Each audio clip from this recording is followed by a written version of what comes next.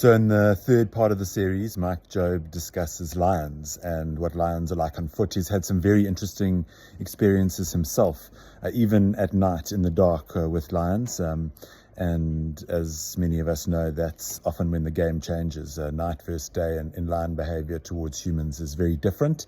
But yeah, watch this clip, learn a little bit about what it's like to approach lions on foot, how to do it, what to look out for, what to listen out for. I think it's a fascinating 6-minute listen, the first of the animals we're covering here in this series. Enjoy. All right, lions. All right, nice picture of a lion. What's the first thing that comes to mind when you think about lions? Lion King. Okay, we're going to talk about that now. All right, Lion King. Anybody else? Predator. Yeah. Hunting. People. Early man. Yeah. Potentially, yeah. All right, but yes, and I think that they do strike fear naturally into anybody. And when you have a lion for the first time or the 10th time, 20th time growling at you and running at you, that sense of sheer awe at what you experience is, coming from hundreds of thousands of years of evolution and dealing with this animal. Right? And it is impressive. So generally though, if you do what these guys said earlier, lion growls aggressive, comes towards you, you stand your ground, you present yourself big, maintain eye contact, that lion will stop. Generally. Okay? Because wild lions have been and have evolved, they've been evolving with humans for hundreds of thousands of years. They see us as a top predator. They see us as a threat to them. They see us as a danger to them. So their aggressive response to us is born out of fear, all right, as well as a certain amount of respect. So if you present and you're large, and also we're tall, so we present big. We are small, but we present big. What language lions think in? Might be Afrikaans, I don't know what it is, or Zulu, or Xhosa, or Sotho, Sepedi. I don't know what language a lion is, but he's thinking himself, here's another predator, he's confronting me, he's presenting big, he's projecting his voice, he's growling, as it were, he's maintaining eye contact with it, which is an aggressive posture. He's willing to fight with me. That lion's thinking, am I willing to fight with that? What am I getting out of this confrontation? This one's a bit too skinny. I don't know. He's not thinking that. He's thinking, I could get injured in this confrontation. If I'm injured, he doesn't know, but he doesn't have the luxury of 911. All their lions, that's how lions will stop. They come, they confront you. They've got a reason to. Either it's a female with cubs. It's lions that are mating. They're on a kill. They're defending that kill. And then we as humans present. And they go, shit, it's going to fight with me.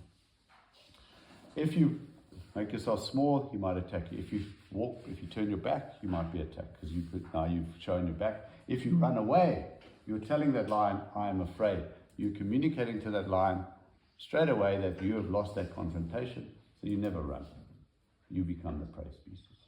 Right? If you trip and fall, you can be attacked and killed. All these little things that can happen, but what I'm talking about now is also a specific time of day. When do you think this is? When the sun is shining. All right. When the sun is shining, human beings are the top predator. Lions know we are. Lions know we see better than them in the daytime. We hunt in the daytime. We catch our food in the daytime. All right. When the sun goes down, what do we do as humans? Go inside. We sleep. We find our cave. We make our fires. Why? Because we don't see well at night time. That animal knows that. And that's when you read your stories or you watch Ghosts in the Darkness. If you guys are not young enough, I don't know if you've ever watched it. The Man-Eaters of Saba. Even that's a real life story when you read the actual book. Those lions only attack those 200 odd people at night time. In the daytime, when people went to hunt them, they ran away. But the lion knows. And when the sun goes down, they're the top predator. Hundreds of thousands of years have told it that. Circling back to my personal experience with this, it was a moonless night, not like at the moment of the full moon. I remember having dinner here, and then my car was parked with the big garage, where the tractors and everything is. And I remember walking out. It was before smartphones. I didn't have a flashlight on my thing. I was doing one of those. So I looked in the rearview mirror. Behind my car was a lion cub. So obviously my stomach goes, or my heart sinks into my stomach, and I realized, shit, what have I done? So I reversed out. Don't know if you must walk out that back door of the kitchen. There's some bushes there. I reversed out, put my lights in the bushes. There were 6 lions in the bush. lioness, 2 young cubs, 3 sub-adult cubs. I walked out of that door, that lion, all those lions looked at me, and they could see by my body posturing and my body language, I couldn't see them. So they didn't growl, they just stayed there, and they watched me. Luckily I did this instead of this, so I didn't go at them, I walked around them on the road, and the lioness the cub looked at mom and said, "Can I follow?" She just said, "Go for it." That lion cub was allowed by its mother to stalk me as practice. That's exactly what happened there. If I'd walked directly at them, I wouldn't be here. I reckon I would have stepped into that private lioness with just smoking, because she would have got to the point where that normal, say for example, 20, 30 meters where she might have growled in the daytime, she would have let me walk into 5 meters. And then she would have just toasted me probably. And there are lots of stories of this happening. Up in Botswana, you can go camp out in the big parks there.